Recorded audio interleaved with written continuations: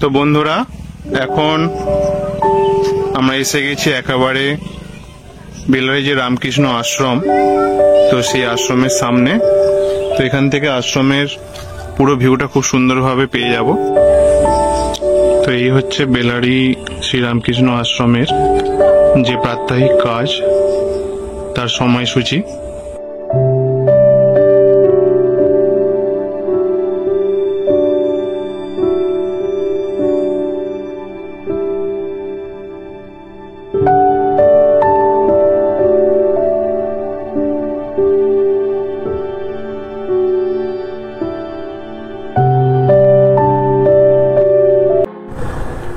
Hello বন্ধুরা, travel with Arnab চ্যানেলে আপনাদের সকলকে জানাই আরো একবার স্বাগত। আজ আরো একটি নতুন ভিডিও নিয়ে আপনাদের সকলের দরবারে এসে হাজির হয়েছি। প্রথমেই আপনাদের সকলকে জানাই ভারতবর্ষের ৭৮তম স্বাধীনতা দিবসের আন্তরিক প্রীতি এবং শুভেচ্ছা। তো এই বেলারিতে আপনারা কিভাবে আসবেন, সড়ক পথে এলে, নিজের বাইক অথবা প্রাইভেট কারে এলে কিভাবে আসবেন, বা আপনারা কেউ যদি ট্রেনে বা বাসে আসতে চান তাহলেই বা কিভাবে আসবেন, সমস্ত ডিটেলসে আজকে আপনাদের সকলের সঙ্গে শেয়ার করব। ভিডিওটি শেষ পর্যন্ত দেখতে থাকুন এবং ভিডিওটি ভালো লেগে থাকলে অবশ্যই চ্যানেলটি সাবস্ক্রাইব করে দেবেন এবং পাশে থাকা বেল আইকনটি প্রেস করে দেবেন এবং লাইক শেয়ার করতে ভুলবেন না।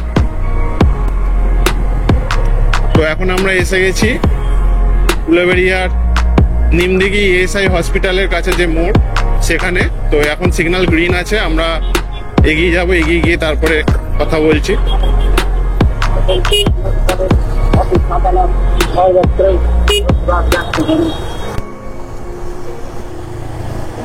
এখান থেকে আমাদের লেফট টার্ন নিতে হবে, লেফট টার্ন নিয়ে উলুবেড়িয়া ফ্লাইওভারের দিকে যেতে হবে।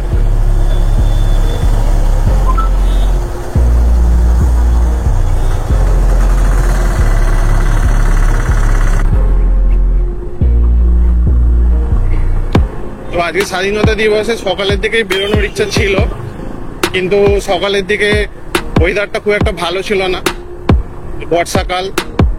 তাই সকালে না বেরিয়ে বিকালেই বেরোনোর সিদ্ধান্ত নিলাম এবং বিকালের দিকে মোটামুটি এখন আকাশ কিছুটা পরিষ্কার, পুরোপুরি পরিষ্কার না, তবে এই মুহূর্তে বৃষ্টি হচ্ছে না। তো এখন আপনার উলুবেড়িয়া ফ্লাইওভারের সুন্দর ভিউটি দেখছেন।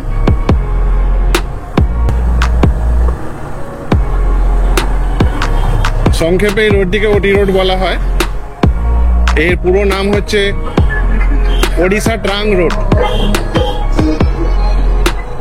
তো আপনারা যদি সড়ক পথে বেলারি আসতে চান কলকাতার দিক থেকে, তবে আপনাদের প্রথমে ধুলোগড় টোল আসতে হবে। ধুলোগড় থেকে একেবারে সোজা ন্যাশনাল হাইওয়ে ধরে উলুবেড়িয়া নিমদিঘি মোড়ের কাছে আসতে হবে এবং নিমদিঘি মোড়ের ঠিক পরেই বাঁদিকে যে রাস্তাটি চলে যাচ্ছে উলুবেড়িয়া ফ্লাইওভারের রাস্তা, যে রাস্তা ধরে আমি এখনই এলাম দেখলেন, তো সেই রাস্তা ধরে সোজা উলুবেড়িয়া শহরে প্রবেশ করতে হবে। তো এবারে বলে রাখি, আপনারা ট্রেন পথ বা বাস পথে এলে কিভাবে বেলারিতে এসে পৌঁছাবে। তো এই যে এখানটা দেখছেন, এটা হচ্ছে উলুবেড়িয়া স্টেশন রোড, বাঁ দিকটা।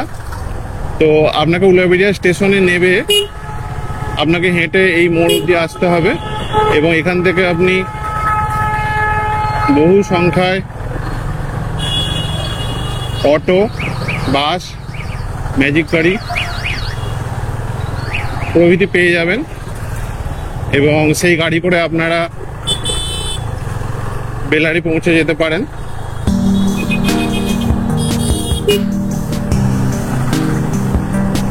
তো আমরা এখন এসে গেছি উলুবেড়িয়া ভক্তার মোড়। এখানটা বেশ খুব সুন্দরভাবে সাজানো হয়েছে স্বাধীনতা দিবস উপলক্ষে। তেরেঙ্গার রঙে একেবারে এই জায়গাটা রাঙিয়ে দেওয়া হয়েছে, দেখতে বেশ সুন্দর লাগছে।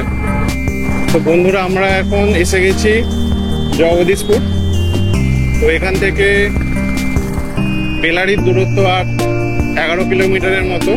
তো অ্যাপ্রক্স মোটামুটি আমাদের আর 25 থেকে 30 মিনিট সময় লাগবে। তো ঘড়িতে এখন বাজে 4:52। তো আশা করছি বিকাল 5:30টার মধ্যে খুব সহজেই পৌঁছে যাব বেলারিতে।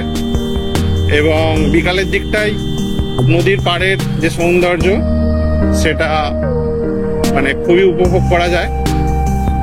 এবং নদীর ধারে কিছুটা সময় কাটিয়ে তারপর একেবারে শান্ত নিরিবিলি পরিবেশে অবস্থিত যে বেলারি রামকৃষ্ণ আশ্রম, সেখানেও বেশ কিছুটা সময় কাটাবো।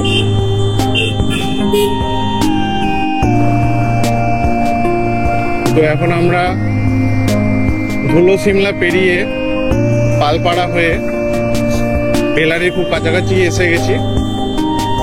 এখান থেকে আর হয়তো 5 কিলোমিটারের মতো রাস্তা হবে। খুব বেশিক্ষণ সময় লাগবে না, মিনিট 15 হয়তো লাগবে।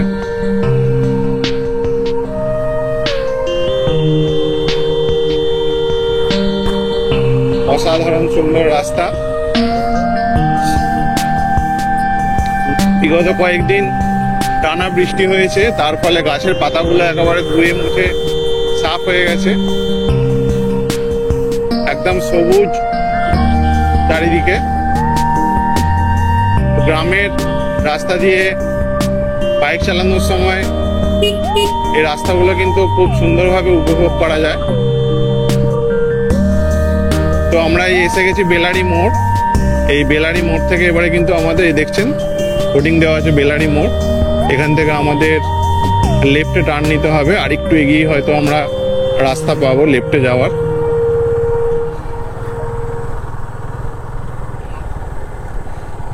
এই যে গঙ্গা বিতান কমপ্লেক্স এইদিকে, তো আমরা এখান থেকে লেফট টার্ন নেব।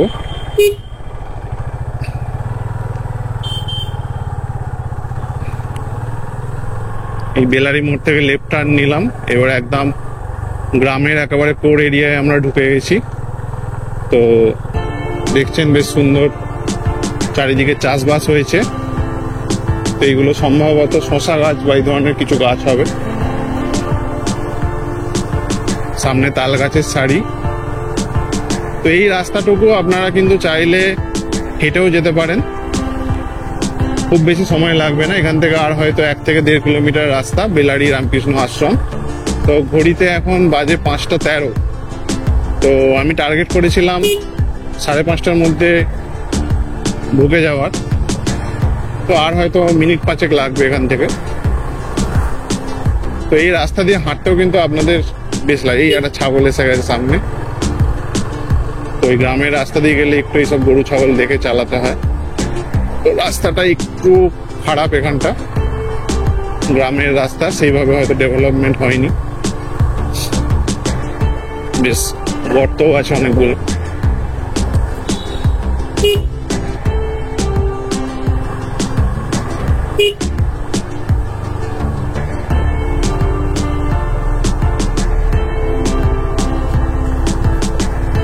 আগের বারে যখন এসেছিলাম তখন কিন্তু এই রাস্তাটা বেশ ভালো ছিল, মানে তখন সবেমাত্র রাস্তাটা হয়েছিল। তো হয়ে গেল প্রায় বছর 4 হয়ে গেল। তো এই 4 বছরের মধ্যে রাস্তাটা কিন্তু অনেকটাই খারাপ হয়ে গেছে আগের তুলনায়।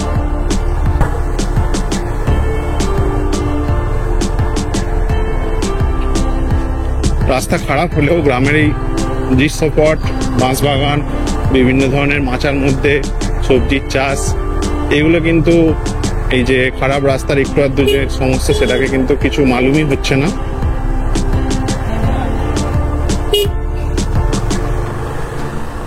তো এই সব একটা 4 হুইলার গেল দেখলেন। তো আপনারা চাইলে 4 হুইলার নিয়ে খুব সহজেই এই রাস্তায় প্রবেশ করতে পারেন। খুব চওড়া রাস্তা নয়, কিন্তু মোটামুটি 4 হুইলার খুব ইজিলি এখানে চলে আসবে। এখানে একটা হাই স্কুল পেরিয়ে আমরা জিজ্ঞাসা করে নেব, দাদা বেলারি আশ্রমটা কোন দিকে দাদা? ডান দিকে?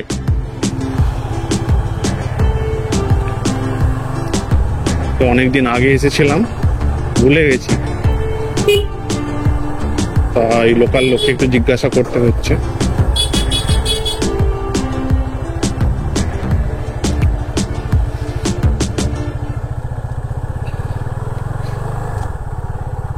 এইদিকে অনেক ছোট ভাইয়েরা ফুটবল খেলছে।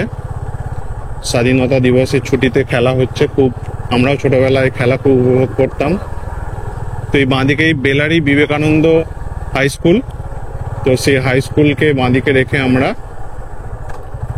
চলে যাব।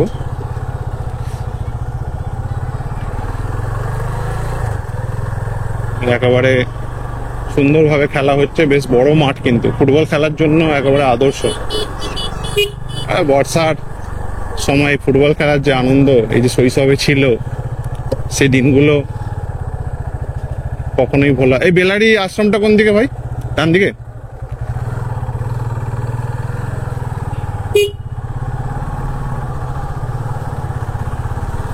এতে এসে গেছি। তো আশ্রম আমাদের এই বাঁদিকেই। তো আমরা প্রথমে গঙ্গার ধারটা একটু ঘুরে আসব, ঘুরে এসে তারপরে আশ্রমে প্রবেশ করব।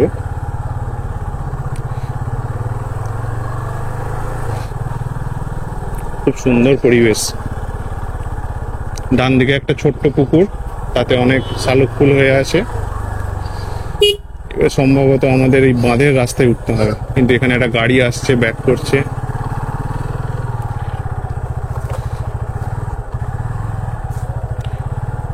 একদম আশ্রমের ঠিক উল্টো দিকে একটা ঢালাই রাস্তা গঙ্গার পাড় অব্দি চলে গেছে। তো অনেকেই দেখছেন ঘুরতে এসছে ছুটির দিনে। সুন্দর পরিবেশ দেখছেন, গঙ্গার দর্শন পেলাম। জয় মা গঙ্গা, হর হর মহাদেব।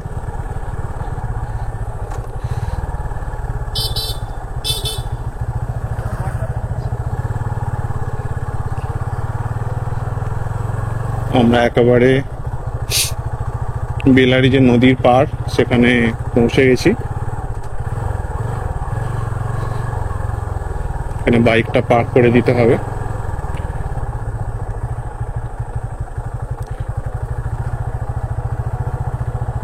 এখানে একটা শ্মশান আছে।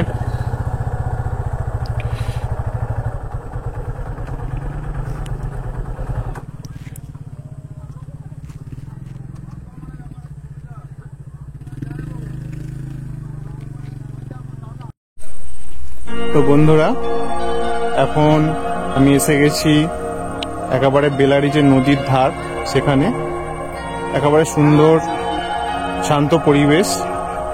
চারিদিকে অল্প কিছু লোক আছে, এবং এই পিছনে দেখছেন, এই পিছনটা ঝাউবন। তো আপনারা যদি একদিনের ছুটিতে কলকাতা থেকে বা হাওড়া শহর থেকে কোথাও ঘুরতে যেতে চান, তাহলে এই জায়গাটা কিন্তু আপনাদের জন্য মাস্ট হয়।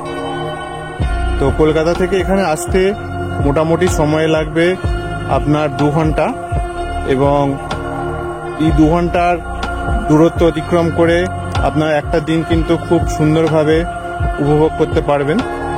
এবং আপনাদের এবারে আমি যে এখানকার যে অ্যাটমসফিয়ার এবং এখানকার যে নদীর ভিউ, সেটা আস্তে আস্তে কিন্তু দেখাবো। তো চলুন দেখে নিন বেলারি গ্রাম। তো এখানে এসে একটা খুব সুন্দর জিনিস দেখলাম। একটা ছোট্ট বাছুর তার মাতৃদুগ্ধ পান করছে। তো মা তো মাই হয়। তো দেখুন, একেবারে নদীর ধারে সুন্দর শান্ত পরিবেশে অসাধারণ এক দৃশ্য। এবং এবারে আপনাদের এই নদীর ধারটি ভালোভাবে দেখিয়ে দেব। এই যে আপনাদের সামনে এখন সুদূর বিস্তৃত হুগলি নদী। এখন নদীতে জল মোটামুটি মিডিয়াম আছে। তো এই ওপরে দেখছেন এই পানাগুলি রয়েছে। তো এগুলো দেখে আপনারা নিশ্চয়ই বুঝতে পারছেন যে এর ওপরেও কিন্তু জল উঠে যায়। অর্থাৎ এই যে ঝাউবনটি দেখতে পাচ্ছেন, এই ঝাউবনের ভিতরেও কিন্তু অনেক জায়গায় পানা আছে। শুধু এই জায়গার দৃশ্যটি দেখুন।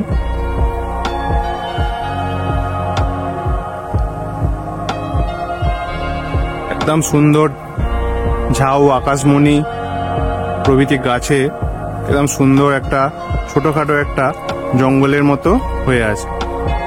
তো শীতকালে পিকনিক করার জন্য একেবারে আদর্শ জায়গা হতে পারে এই বেলারি গ্রাম। এবং দেখতেই পাচ্ছেন এখানে লোকজনের সংখ্যা কিন্তু খুবই কম। তো এখন আমরা এই বেলারি নদীর তীরে যে ছোট জঙ্গল মতো আছে সেখানে প্রবেশ করলাম। একদম নদীর পার বরাবর বাঁধানো জায়গাটিতে ঝাউ গাছ, আকাশমণি, মেহগনি এবং আরও অন্য বিভিন্ন যে জংলি গাছ সেগুলি আপনারা এখানে দেখতে পাবেন এবং এখান থেকে নদীর ভিউটি আরও সুন্দর লাগে।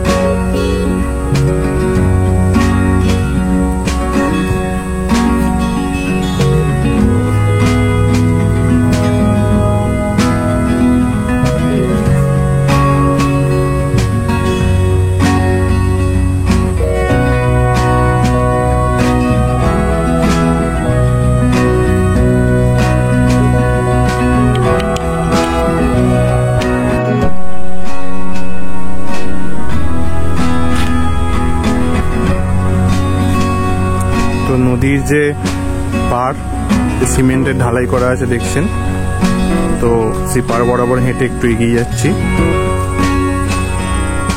তো বর্ষাকাল হওয়ায় কোটালের জল একেবারে উপরে উঠে গিয়েছিল, তার ফলে কচুরিপানাতে একেবারে ভর্তি হয়ে গেছে এই জায়গাটি। তবে আগের বারে যখন শীতকালে এসেছিলাম তখন কিন্তু এই জায়গাটা বেশ অনেকটা পরিচ্ছন্ন ছিল। এই জায়গাগুলি অনেকটা হোগলা বন হয়েছে এবং এখানে একটি খুব পুরনো লাইট হাউস ছিল সম্ভবত এটা। তো এই হুগলি নদী থেকে অনেক জাহাজ কলকাতা বন্দরের দিকে যায় এবং এখানটা দেখছেন বহু লোক কিন্তু আজকে এসেছে। তো এখানটিতে বেশ কিছু মাছ ধরার যে নৌকা সেগুলো কিন্তু দাঁড়িয়ে আছে এবং এখানে একটি ছোট্ট খাড়ি মতো আছে, এখান থেকে একটা খাল সৃষ্টি হয়ে সেটা কিন্তু ভিতরের দিকে চলে গেছে এবং এই দিকটিতে একটি ইট ভাটি আছে এবং দূরেও দেখুন বেশ কিছু নৌকা দাঁড়িয়ে আছে দূরে। এবং এখানে সামনে নদীর ধারে একটি মন্দির আছে, তো সেখানে ছেলেরা এখন বসে গেম খেলছে।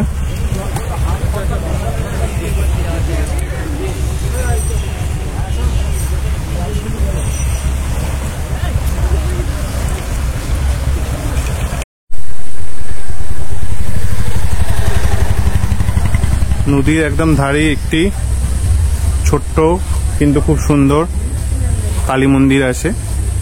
মা কালী এখানে পূজিত হন এবং এই মন্দিরের ঠিক পাশেই একটি বটবৃক্ষ আছে এবং সেই বটবৃক্ষের নিচে দেবাদিদেব মহাদেবের একটি শিবলিঙ্গ কিন্তু এখানে উপস্থিত আছে।